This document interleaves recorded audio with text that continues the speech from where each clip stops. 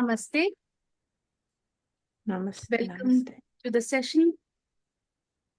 Today's talk is on hope, hope as a verb. Our guest speaker today is Miss Audrey Carlson. Miss Audrey Carlson has practiced much more than she or anybody can preach about turning a major crisis in life into a trigger for redirecting life. After her 24-year-old daughter was murdered in 2002 by her former boyfriend, Audrey did a master's in holistic health and healing and a course in positive psychology. Eventually, she went on to establish the Hartford Happiness Club in Hartford, Connecticut, USA, which has become a significant platform for spreading the message of love as the key to happiness in the world. Welcome, Audrey, ma'am. Thank you so much for joining us today. And we're delighted to have you with us once again. And we look forward to this lovely session with you. Over to you, ma'am. Well, good morning here and good evening where you are.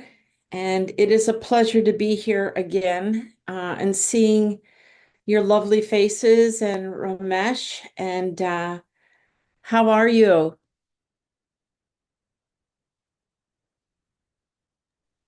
Good. I'm good. Thank you. It's good to see you. And I'm looking forward to seeing you this summer when you come back to the US in Connecticut. So what I can do is basically begin with gratitude that you have invited me to be on your program this morning. In addition to this, I have talking points that I'm going to elaborate on one by one. I also have this wonderful book that is called There's No Place Like Hope. And it was written by a woman by the name of Vicki Gerard for people with cancer. And it's got lots of so many different modalities from hope and prayer and from the medical world and spirituality. And what I did is I handpicked just a handful of quotes and topics just to shine a light on so that we can see how wide and how comprehensive the word hope is. It's not just a word, it's a verb, it's an action, it's faith, it's hope, it's trust, it's many, many things. So one of the first things I'd like to begin with is that hope is the foundation on which we build our wellness. It's the most vital emotion. Okay.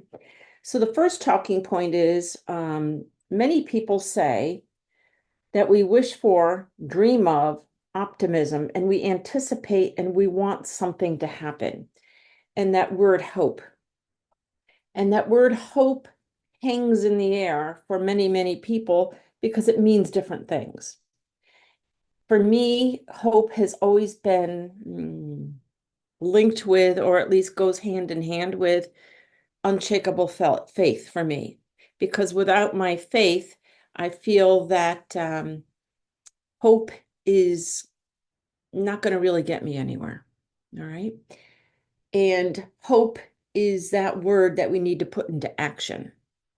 The second piece here is the problem with a wish is it makes us passive and it makes us less likely to reach our goals. We can hope for, and we have the hope, we have dreamers, and oftentimes that's as far as it goes, right? My father always had all these wonderful ideas for inventions, and he used to talk about them. I said, Daddy, just try to put them into action. He said, I will one of these days, and one of these days never came. So we all have said that, many of us, maybe not all. And it makes you wonder at the end of your life, when you look at the end of your life and your legacy, we didn't take those risks. We didn't take those risks because we lived in hope and we had dreams. And we did nothing about doing anything about that. And maybe it was fun for the time, and maybe the intention was not to do anything with it. However, just to come up with the idea. And for maybe some people, that's good enough. And for maybe some other people, they live in wonder. What if they took that hope and that dream and turned it into something real? The third one is hope is the belief that you can do something to make the future better. It's not a wish that things will get better, but an actual belief, even when even when there's maybe no evidence that anything will ever change. Hope is not pretending that troubles don't exist. It's the trust that we can find our source of strength that is within us and lead us through the darkness. So that's pretty powerful. And there are so many people that live with an actual belief and visualize. So I just want to share a little story with you that I think will thread into my talk this morning. So when I was a little girl, I grew up in between two brothers, one brother 3 years older and one brother 3 years younger. So I grew up in an all-boy house on an all-boy street with all-boy cousins. All right. And all I ever wanted was a sister. All right. And I remember saying to my mother, I grew up in the 50s. I remember growing up and saying to my mother and my father, can we adopt a sister for me? No. Can we foster a sister? No. Can we get a foreign exchange student? No. And my mother said, be grateful you have two brothers and be grateful you have what you have and you'll figure it out, right? Well, back then, as I started approaching like 12 years old, we lived on Apple Road in an apple orchard. I used to climb those trees. I used to sit in the trees and I started talking to God. I started to cultivate a relationship that I hoped would come to fruition. And for whatever reason, all I can tell you at the age of 12, I didn't have the wisdom, but I had something to hold on to that I believed. So I said to God, so here's the deal. I think I got, I don't want to say screwed over. I don't want to say that you messed up. I know you did what we're supposed to do, and I know everything's going to figure out. But if I can't have a sister, I'm going to start asking you now, because one day, maybe when I have my own family, you'll bless me with two daughters so they have each other, right? So I planted the seed that I wanted two daughters. So they have each other. And as time went on and life continued and the chapters continued, and I had met Bruce, my husband. He was a patient in our office, and he asked me out on a date, and little by little, we cultivated a beautiful relationship. And he shared with me as things started to look very promising. He said, listen, I got to be honest with you. I'm going through some radiation. I had testicular cancer, and it doesn't look like I'm going to there's a slim chance I'll ever have children. And I said, I have hope.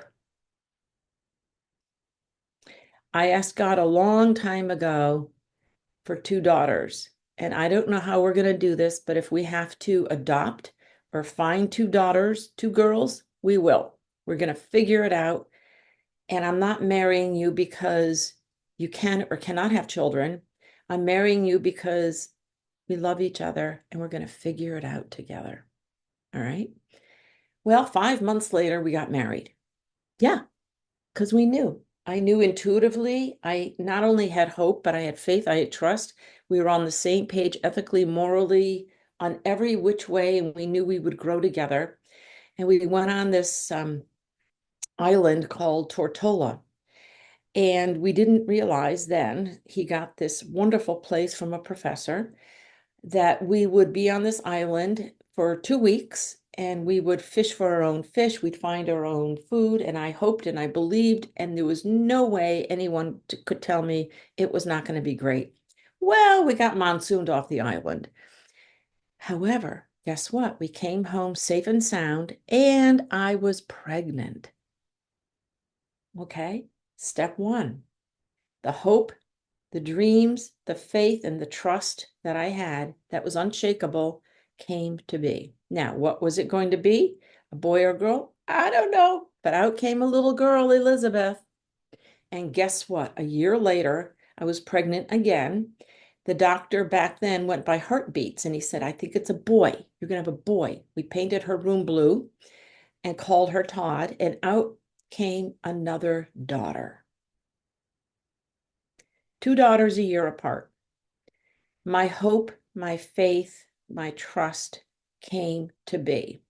I never questioned it. I knew we'd figure it out. And there you have it. I knew at a very young age, with whatever wisdom I had, whatever shape, whatever hope I believed in, it would come to fruition.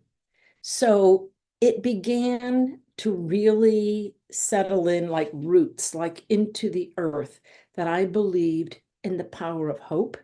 And I believed in the power of knowing we'd figure it out with unshakable faith that it would come to be. There's something also that I learned with my studies with Bernie Siegel, that we are always being redirected. When we face curveballs, and when we're going down roads that we don't expect, we're always being redirected. And his words are, something good will come of it. So it's, again, the hope and the belief that we'll figure it out and something good will come of it. When life throws us those curveballs and we're filled with a lot of emotion and pain, and we don't know where we're going because something has stirred our world, whether it's a health crisis, whether it's something that has happened, it doesn't matter, because our emotions are all swirling. And very much like walking through murky waters, when you get to the edge of the shoreline, whether it's a lake or the ocean, you start to walk and you stir up the silt, you stir up the dirt, and it's cloudy. And that's life when we're in that place of uncertainty, fear, emotions. If we trust the process and know that if we stand there long enough, the dirt, the silt will once again fall to the bottom, and we will see clearly. And once again, we have to restore our hope that we're going to find our way. And we do. And we do, for those that understand the power of hope. So there's something else that I want to read to you here, that hope is not pretending that troubles don't exist. It's the trust that we can find our source of strength that is within us and lead us through the darkness. Kind of like what I just gave you as a metaphor. Whether it's the darkness or whether it's murky waters, we have to just know that the strength is there. And who is going to know you better than you?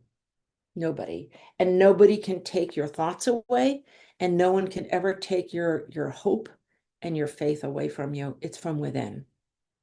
Hope comes alongside difficulty, right?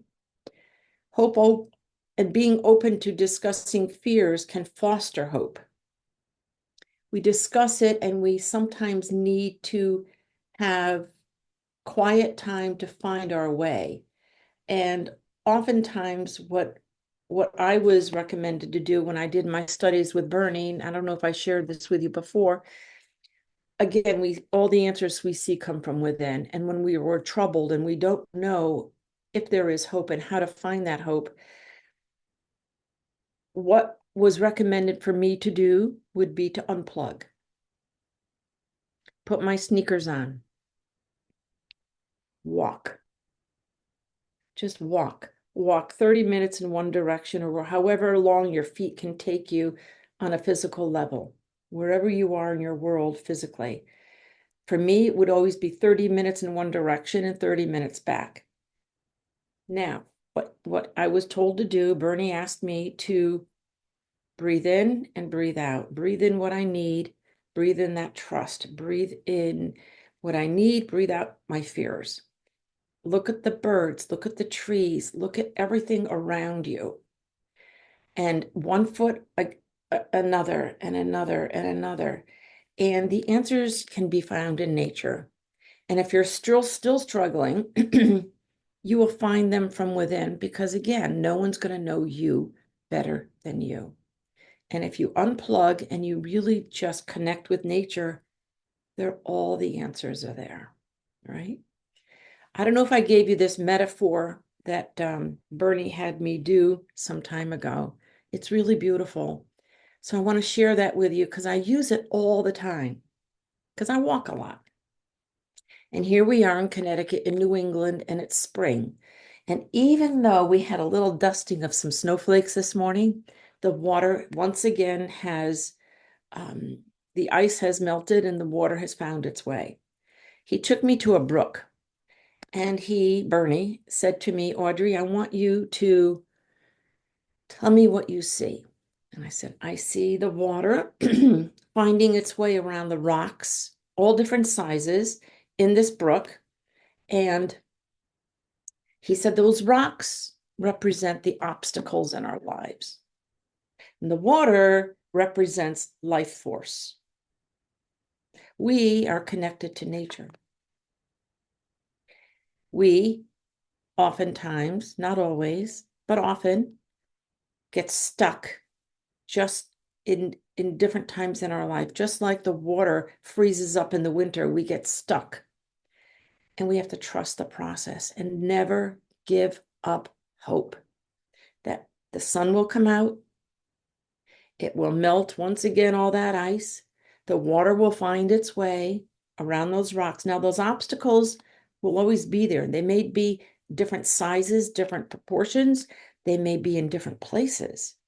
However, they'll always be there. But never lose sight of hope. You will find your way. And I love that because it has given me the trust and the faith and the hope that he's right. We will always find our way. However, here's the big one. God helps those who help themselves. Living in hope without putting it into action is going to get you nowhere. You have to, if you can't find the answers yourself, get those resources that will help you find your way. So again, hope is a decision. It's a decision. Hope can be a part of one's upbringing from childhood. It can be also developed through life experiences passed on from friends, from spiritual or religious philosophies, or from examples in life, like what I just explained to you. My parents always held on to hope, and the words were never to give up because it's always there, and we always have that decision and that choice to hold on to hope and trust. And I have never, ever not trusted. I've always had unshakable faith, and they all kind of go together, right? Hope can be taught. We can teach ourselves, kind of like rewiring our brains. If you hope for one thing, and then the next day you hope for another, and then another, and you put it into action, pretty soon you're creating like rewiring your brain. You're creating a whole new navigation trail through life. And you have to know that you're in charge. You can do this, right? Imagination is the instrument of hope. I think that's pretty powerful. Imagination is the instrument of hope. We have to be able to imagine ourselves in the future context. I always knew at some point I'd have a family. Did I really know what was going to happen after that? Of course not. But I trusted and I had hope and I had faith and I'd figure it out. And I knew at some point I'd find a profession that would suit me, that I knew that I would help people. And I knew that not so much with imagination, but trusting that the people that would come into my life would be those people that would be guiding me as mentors. What it looked like when I was growing up, I wasn't sure, but I knew. So it's your imagination that comes into a visualization where you make that hope and that dream come to be. Hope is a precious commodity that is often hard to define, but it's very important to keep alive. It often gives a person a glimpse of the future and is supported by enduring fortitude, courage, and ingenuity, often in the face of adversity. Hope is synonymous with a positive will to live and affects a positive outcome, whatever that might be. So I'm going to divert here just for a moment. The adversity I had 3 years ago was I was diagnosed unexpectedly, like anybody else, with ovarian cancer. And it came out of nowhere. And I said, well, I'm going to figure it out. Did I ever lose sleep? No. Did I ever think that I was going to die right then and there? Absolutely not. Did I believe and put my faith, hope, and trust in the hands of the doctors and those that were going to take care of me? You bet. So I immediately got into surgery. I had the surgery. They took out everything they needed to take out of, and I was very fortunate with no lymph node involvement, and with extra preventative prophylactic chemotherapy, I was fine. I'm 3 years clean and I'm perfectly fine. Now, yes, I had adversity, and a lot of people said to me, how are you sleeping at night? How are you dealing with this? Aren't you worried? No, I was fine. Was I concerned? Yeah, of course. But I wasn't consumed with it. I had adversity, but I had not only the hope, but the belief that I'd be fine. And I am fine. And we do not, and I love this quote. I heard this at a conference, and I love this statement. It's not mine. And forgive me for forgetting the woman who I'm quoting because I can't remember. We do not have to be the blueprint of our DNA. We do not have to be the blueprint of our DNA.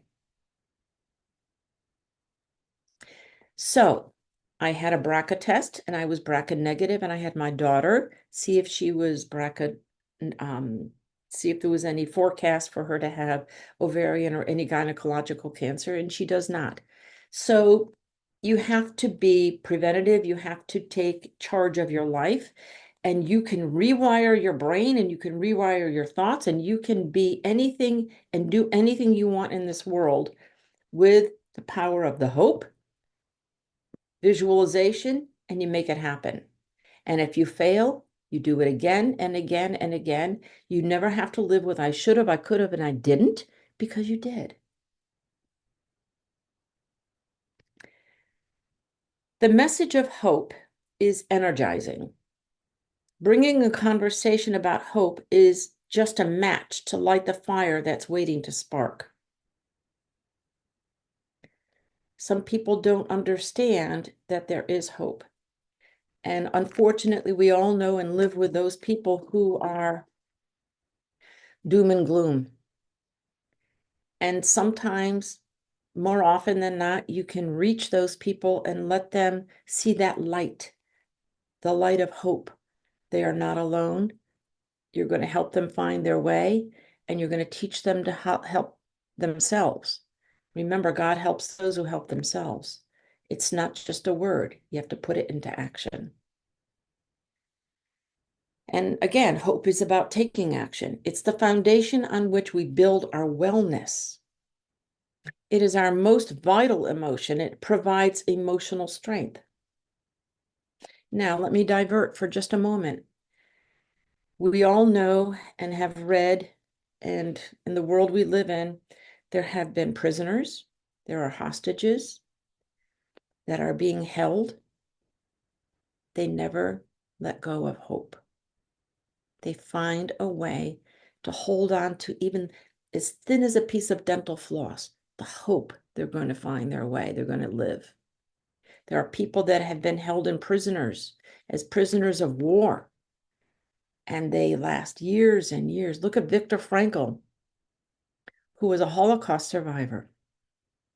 He climbed out from a bottom of dead bodies. And I know I've met other people here who have also been survivors of Holocausts, who climbed out and found their way to life. And they asked God, what is my meaning? What is my purpose? They never let go of hope.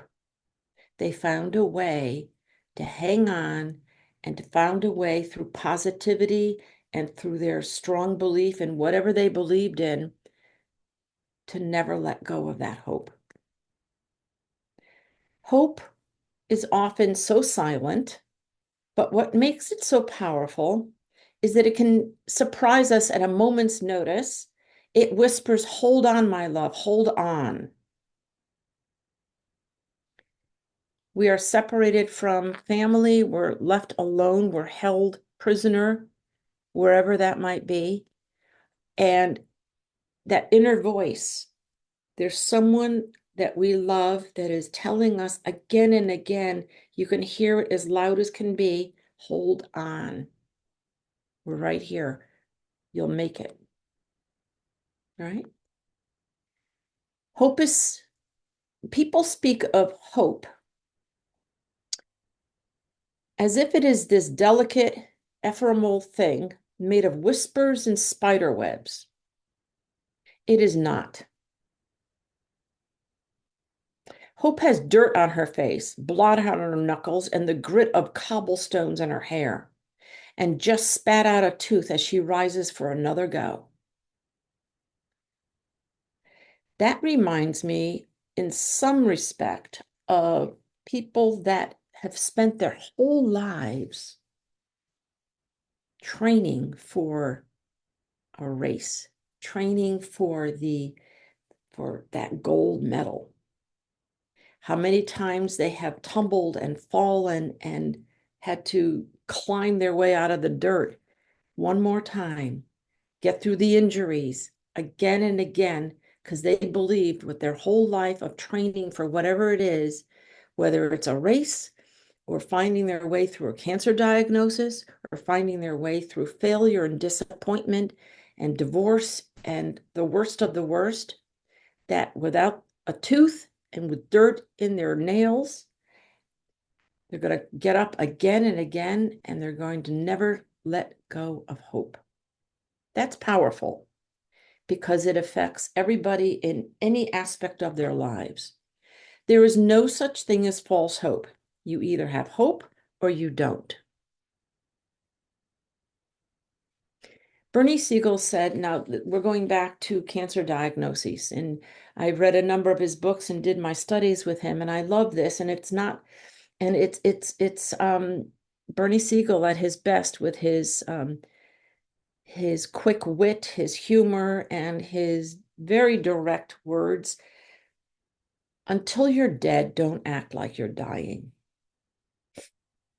Until you're dead, don't act like you're dying. And, you know, I have said this to so many people when they've had injuries. They're not dying, but they act like they're dying. They're kvetching, they're complaining, it hurts, I can't do this and I can't do that. And, you know, I find a little bit of my grandmother in me because 15 years ago, I had a horrible accident. I fell in the middle of a street in Manhattan and I fractured my whole kneecap in half, split in half. One went in one direction, one went in the other. And fortunately, across the street was an ambulance. They picked me up, they put me in the ambulance, and I say, you know, I know this is not good. I know this is not good, but I got to call my boss and tell him I'm not going to be at work tomorrow. And they said, you're not going to be at work for a long time.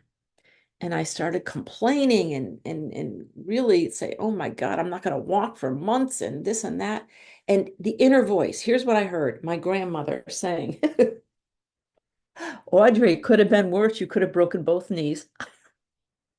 I know it sounds like it shouldn't be funny, but that little bit of humor kept me alive and kept alive in the sense of having hope. I'm going to be fine. And you know, and I know, there will never be an inconvenient time to be inconvenienced, right? So I learned a lot about myself during that time. I was hospitalized for a number of days at the hospital, had the major surgery. I was in rehab and PT for 6 months, and I learned a lot about myself. And if I may divert for just a moment, I love this story. And it's not necessarily about the hope, but it's about trusting the process. And I think it fits in here nicely. So the day that I fell, that I had this terrible accident where I was knowing I'd not walk for a long time.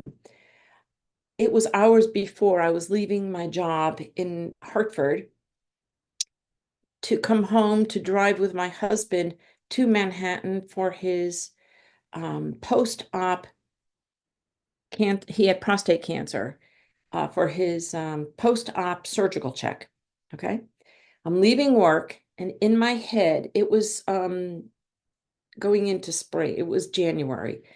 And it was a mark, it was a 5-year mark where we had established a foundation in memory of our daughter, Elizabeth, and her foundation. And I had been in school, I was studying, we were having a grandchild. Life was full. I was a little bit overwhelmed. And I had started to feel very guilty that I had not planned a fundraiser to raise money for our foundation. So I'm walking across the street in Hartford saying to God, you got to work with me here. I need a favor. I got to figure out, these are the words I used, and I learned very clearly how to reframe it. What's it going to take for me to sit down long enough to put a program together and an event for Elizabeth's Foundation? You got to work with me here. That was at 12 o'clock in the afternoon. 3 o'clock in the afternoon, we're in New York, and I'm sitting in an ambulance, and they get me into the emergency room where I meet with the head of orthopedics, this lovely, lovely woman. And she holds my hand, and she said, what's going on? I said, I fell, and I can't believe this happened. And she said, you're going to be basically homebound for the next 3 to 4 months. And do you have a project that you need to work on? And I said at 12 o'clock, I had just had this inner voice conversation with God, asking him for some help to find my way to sitting down long enough to work on a project. She said, did you ever read Larry Dossey's book, Be Careful What You Pray For, You Just Might Get It? I said, I did. I read the book, but I didn't pay attention. She said, always put clear and concise language around what you're asking for. Always make sure you say, keep me safe and healthy, keep me safe, away from harm, and then ask for what you're looking for. I said, I forgot. She said, yes, you did. You got exactly what you asked for. So then it restored my faith and hope that I knew this happened for a reason. See where I'm going with hope? I'm going in different directions. I went from putting it into action, into a dream, into a vision, and then trusting the process that I'll figure it out. So after this conversation with this wonderful surgeon, she restored my faith and hope that I got exactly what I asked for. And I would find my way, and she said, you're going to learn a lot about yourself. And sure enough, because my life had slowed down so incredibly, down to walking little millimeters, I learned a lot about myself and the healing process, that healing comes from within. We have to trust the fact that our bodies naturally heal themselves. However, with understanding that God helps those and that help themselves, and know and trust that nutrition played a role, that I had to find a way to eat anti-inflammatory foods. And I knew that I had to quiet down and slow my life down. and that hope would come to be in a different manner and it would make sense. And sure enough, it did. So I have a few more things that I want to read to you that are really something in this wonderful book. And then we're going to have some questions. And here we go. Hope is the foundation on which we build our wellness. It's our most vital emotion. My continued existence sprang from hope put into action. Hope is the voice that God uses to speak to our hearts instead of our heads. I like that. It's even written in the book of all books, the Bible. With hope, all things are possible. I think a lot of us see this on big billboards and posters. All things are possible with hope. And it's something that no one can ever take away from you. We have our own thoughts, our own hopes, and our own dreams. If you don't feel hopeless, you won't feel hopeless.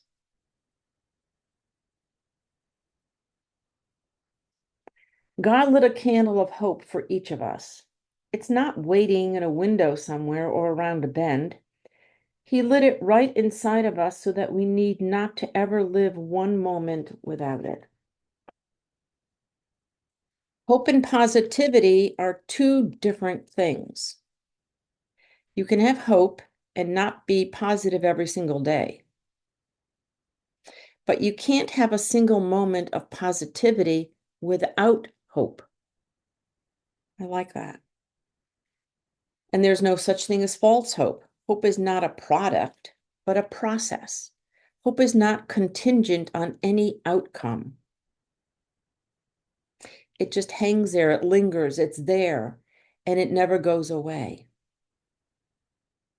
Hope is a prayer without the formality. Hope costs nothing to give and is priceless to have. I love that. Hope is exercise for the spirit. It swings open the door to possibilities. With hope, the imagination soars. And you know who else spoke extensively on that topic was Einstein. With hope, the imagination soars. Hope is like a gift, both to give and receive. I've learned, this is the author, I've learned that is the undying hope of something that makes the dream possible. And it is the dream of that something that eventually leads to its reality. A few more here. Everyday living requires courage, said Eleanor Roosevelt. We must do the things we think we cannot do. So that goes on to another topic that I've been learning a little bit more about and sharing with two friends on the topic of legacy. And our legacy looks like it could be legal documents, what we're leaving to our loved ones and those others. It is also, how do you want to be remembered, right? And I was speaking with a friend who has done hospice work. And oftentimes, most often, when you have conversations with those that are soon to leave this earthly world, they often say, well, the question is regrets, legacies, what are your thoughts? And they often say, I wished I had taken more risks, or I had taken that risk. And not to be afraid that, we're always afraid of failing, but to live with wonder, never to have tried. You have the hope, you have the dream, you have a visualization, but to never even try. And it's something that I think for many of us, we need to just try, right?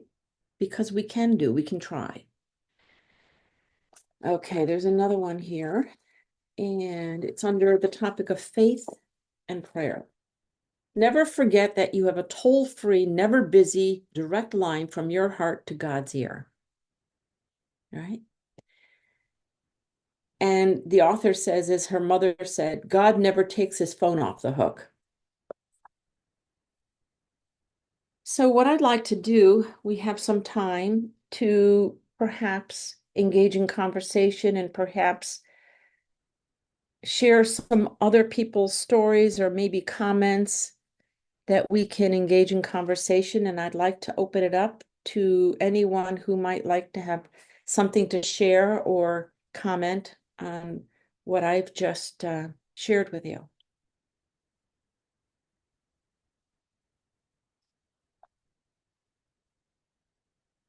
Sure, Audrey ma'am. Yes. Before we open the session to the audience, we would like to thank you for this beautifully insightful and inspiring session. Uh, My yeah, pleasure. Yeah. It's a very, very big topic. And my goodness, I just scratched the surface. And I'll be honest with you, I'm still learning. Like many of us were lifelong learners. I'm still learning, I'm still growing. And you want to know what is interesting? How many people, give me a hand, how many people find that the more they read and learn, the less they know? I find I keep reading and reading. I said, I didn't know that. I didn't know that. I keep learning and learning. And that's the gift of learning and reading and sharing and having these open conversations with each other, because everybody has a story, and that's what connects us all. We all have stories of what hope means to us and how it has, I don't want to say transformed, but evolved over a lifetime of what I started as like a little kid, what I hoped for, more than just getting an A in a class or doing well at something, or just hope at a grander level in that invisible and tangible spirit world that you put thoughts out there, you put your hopes out there, and nobody knows what's going to come of it. And for those that have faith, they find their way. And for those that do not have faith or blame God for whatever has happened in their world or are defined by an illness or a circumstance, my heart goes out to them because they will flounder. They don't necessarily always find their way. And hope is that word that is powerful. It means so much to so many people. And it's what keeps us alive. Yeah. So anybody have any thoughts? And again, thank you. Thank you. yeah. See where So, this happiness club has taken us, Ramesh? It's pretty terrific. All the people that we continue to meet, and it's been pretty wonderful. Thank you. participants, as Audrey ma'am suggested, please do share your experiences or if you have any questions. The session is open now. You can even drop in your messages in the chat box. I can read it out, or simply unmute yourself and speak.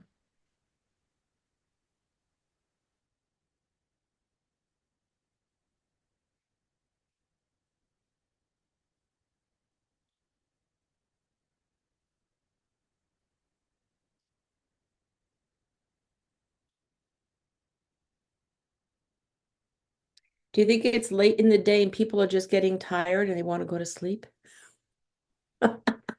See, it's just morning here, so Yeah. I'm like, I'm good. Roma Day, very encouraging and heartwarming. Thank you. Thank you. So Is there, there's a question yeah. also how to, there's a question as well in the message, how to continue to trust and hope despite setbacks. How to, yeah, despite setbacks, cultivating more resilience and grit and just knowing there will be setbacks, just like those obstacles. They will always be there. There will always be a setback. And know that we live in an uncertain world and we live with wondering, and you got this. You did it once, you could do it again. You could do it again and again. A number of years ago, when I was doing my healing, when I was in the early grief days of healing process after our daughter was killed, a number of people came to me and asked me to join their running group to train for a marathon. And I laughed. I said, you gotta be kidding. They said, if you could do 3 miles, you could do 5. If you could do 5, you could, and so on. And there were days that I just couldn't move. And they said, just keep trying, even if you have to walk, even if you have to slow down, take a deep breath, back off, and say, I got to get my resources. Who's my army? The setbacks. Who are your resources? Who's your support group? Where's your army to pick you up again and again when it's hard for you to pick yourself up? Find those resources, find that support group, find that deep faith that you have, and just visualize where you got to go and just keep going. Keep going. Resilience. Yeah. Grit. Thank you, ma'am. Vishal has raised the hand. Please go ahead, Vishal. Hi, good evening, Hi. Audrey. Thank you. You said people may have gone to sleep, but I think they might have gone into trance after listening to you. So Oh, that's very kind. Thank you. I really, it's funny, some words resonate with you, and the ones which resonated with me were with hope, imagination, source.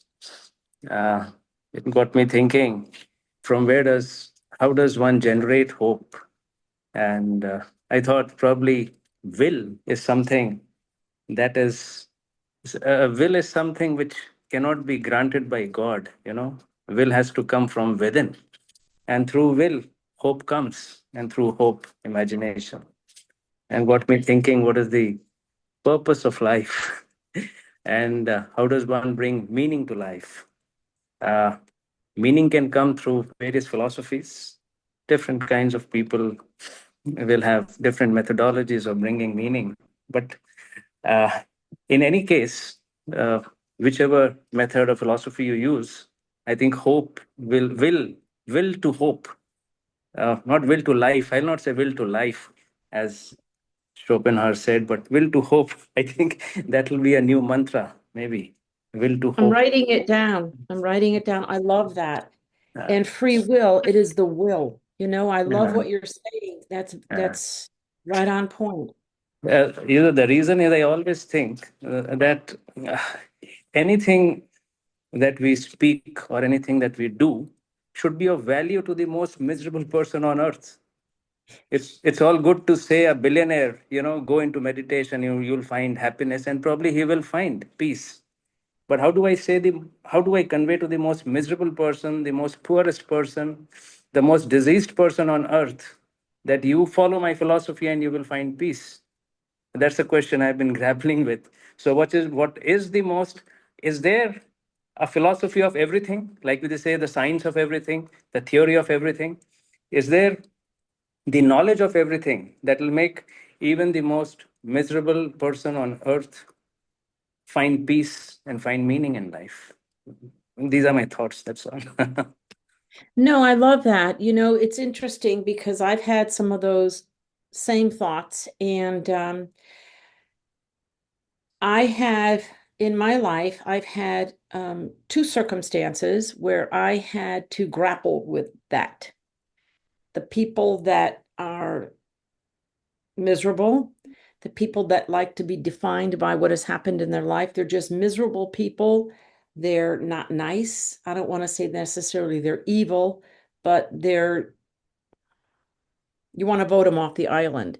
And what I had to do, because I can't put my head on somebody else's shoulders and tell them how to look through a lens of gratitude, look at what they have, look at what they can do, not necessarily what they can't do. Instead, I came to this with Bernie Siegel and a therapist. And this is what I did. And I had to do this twice. Once with obviously the guy who killed our daughter and a brother who was a bully. I said to God, and this is Bernie Siegel speaking, if indeed we are all your children, I'm giving him to you to do whatever you see fit. I gave that person to God. I say, you take care of this person. And at that point, I had to let go. I had to let go. I took a deep breath, blew this out into the universe. I said, God, you take care of this person. Do what you need to do. I can't change this person. I can only lead by example in my life for others to follow what I think are ethical and moral ways to live and finding meaning and purpose in my life, always with gratitude, never losing sight of hope. And for those that I cannot help and those that do not want to help themselves, I gave them to God. And it frees you, it liberates you, and it feels like you're doing something good. Yeah. Does So, this help? Does this help at all? uh, uh, what I understand, you let go of your ego that you could control, but you didn't let go of your responsibility. I did because I couldn't help someone who doesn't want to be helped. Mm. Okay. You see, I had to let go of because I tried for years to help a brother. And also the guy who killed our daughter, we sent him for therapy. And all those 2 years, he still had no remorse, denied anything, and is still putting us through the criminal justice system. And the brother that I had to so-called vote off the island and let him go, passed away during COVID. And I did the best I could. I did have responsibility. I tried. And at the point where I couldn't do anything anymore, my responsibility was to give them to God so that I was not, I did my best. And you know what? It had to be good enough. And I can live with myself. I don't know if that helps. Thank you for sharing. Thank you. Of course, of course. Yeah. These are deep topics that we could have more and more conversations about how to navigate through life with difficult situations. And again, I'm still learning. And I welcome anything that can challenge my learning and help me find my way the best I can. And yeah. Anybody else have anything to comment or ask?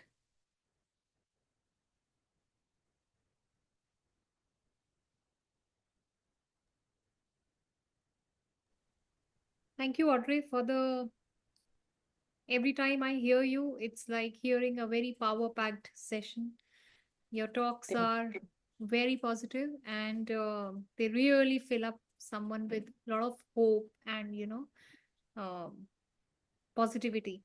So I loved what you said about action that firstly, God helps them who help themselves. And with this, when you take charge of self help, there comes the action. Because if something hasn't worked for you, all you can do is this is like the true surrender where you surrender the results, but you never let go of the action and you keep working and keep giving up or offering your action again and again till the time it works out.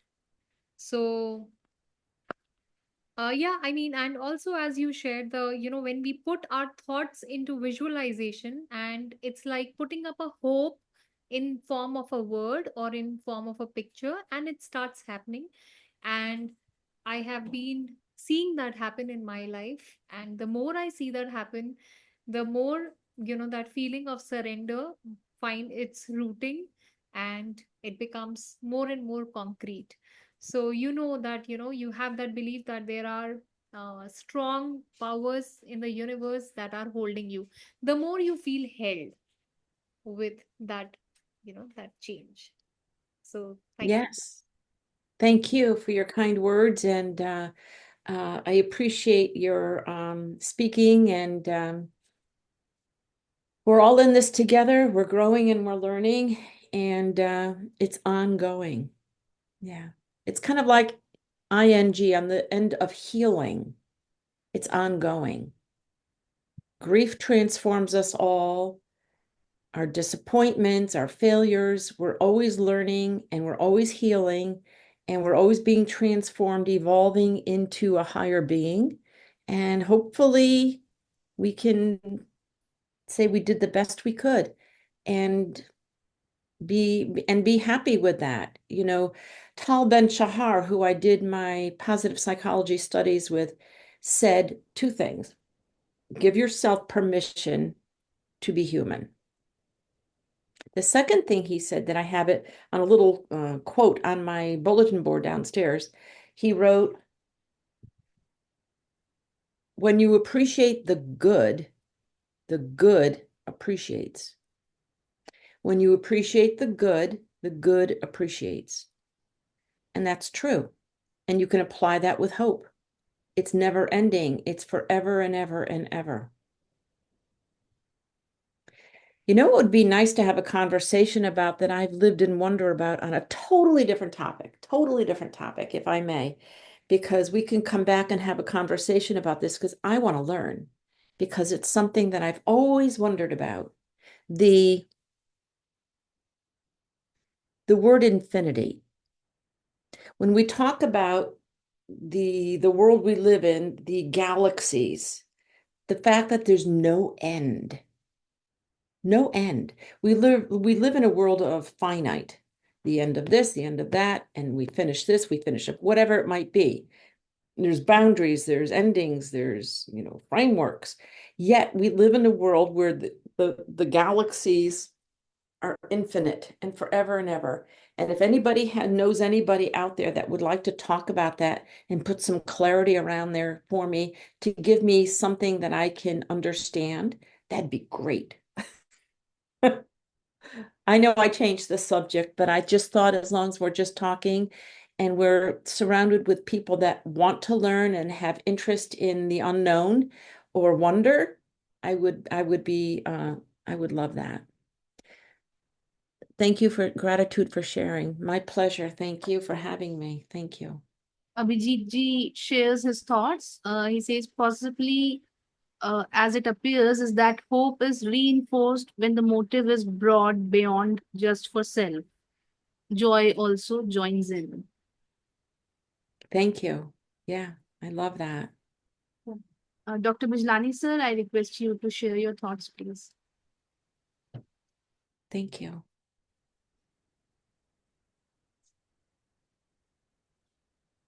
Thank you, Audrey, for a very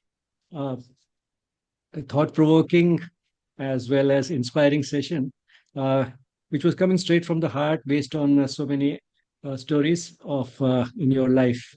And that illustrates anything much better than abstract philosophy. So that's why all these questions and comments that have come up. Let me start with what you just said, by the way, towards the end, but at the same time, something which baffles each one of us, the idea of infinity. Yeah. The idea of infinity is, in a way, a mental construct. But for those who had the experience, and I'm not one of them, the mystics, for them it is something real, which they have tried to put into words. Something which is the very beginning of everything, and something which is everlasting, and from which everything else has come, including the galaxies. The galaxies are vast indeed, but all the same, we visualize them as something material, and everything material has limits, and therefore even that is finite. And infinity is something which extends even beyond that. So that is something sort of which, based on mystic experience, and if we don't have that experience ourselves, we have the choice of either having faith in what they have said, believing in that, or going on a personal quest trying to verify it, which is not always easy, because the type of methods that they have used, the mystics have used, seem very impractical to us given all the compulsions and obligations in life. The methods that they have used have been summed up by Aldous Huxley in his book Perennial Philosophy, Basically, it is intense concentration and extreme degrees of self-purification, that combination. And probably one leads to the other because intense concentration, uh, all-absorbing concentration would automatically also lead to simplification and purification of life. But in that sort of a single-minded pursuit is not within the reach for most of us. It seems too impractical, and that is why we are not able to embark on that journey which the mystics have done.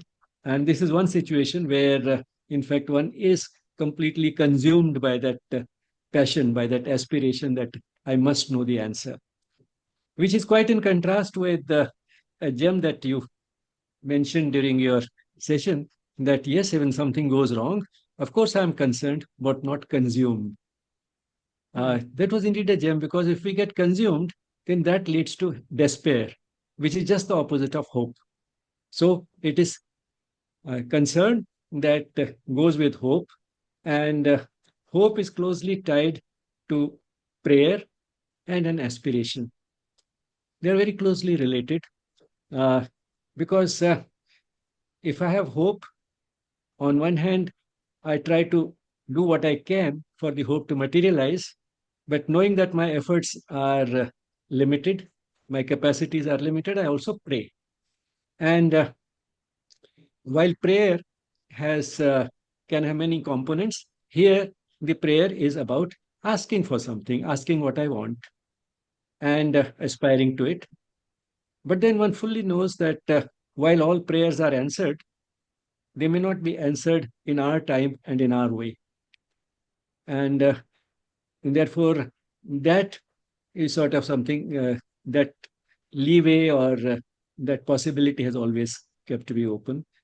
And still, one has to go on having faith that the prayer has been heard. And what it really ultimately boils down to is that it is possible, there is a higher force, call it God, call it the infinite, call it whatever you may. But there is a higher force that is always there, has always been there, and will always be there, and which knows everything and can do everything. So that force is there, and it is possible to have a communion with it.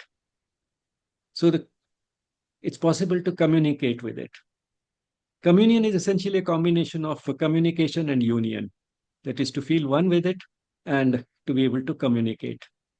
So that communion is possible, and that communion uh, can has consequences, but the consequences are determined by the one with whom you are communicating in his way and in his time, and his way is the one that is always the best for us. And about the infinite sort of capacity of the divine to do everything, you quoted from the Bible uh, when you said in that with hope everything is possible, because hope is coupled to faith apart from our own efforts. And along the same lines, Sri Aurobindo said something beautiful in Savitri: with the God touch, everything is possible. So hope depends upon that God touch with which everything is possible. So maybe I can stop here. And thank you once Thank again you. for this session. Thank you. You gave me a lot of thought-provoking material to process, and thank you. This was wonderful. Thank you, everybody. I wish everyone a beautiful evening and day. And what's the weather that you have before we all say goodbye? What weather do you have? Pretty warm, around the maximum in centigrade. We are more accustomed to that. During the daytime is around 35 these days. It touched 40 a few days back, and the minimum is around 20. It has sometimes been 20, even 25. It's warm weather. Mm-hmm. Okay. Well, we're having our spring, and the flowers are blooming, and it's a lovely time of year. And I want to wish everyone all the best and the best of happiness, health, well-being and love. And I look forward to seeing you all again. Thank you. Thank you. Thank you. Namaste. Thank you so much, Audrey ma'am. Let me just quickly inform that the recording of today's session will be published on our YouTube channel, Yes Spirituality. You can visit the channel and explore more content on yoga, education, spirituality, and related subjects like psychology and wellness. Thank you so much, Audrey ma'am, for sparing your valuable time for all of us and participants. Thank you for being with us today. We'll close today's session now with a moment of peaceful silence. Namaste.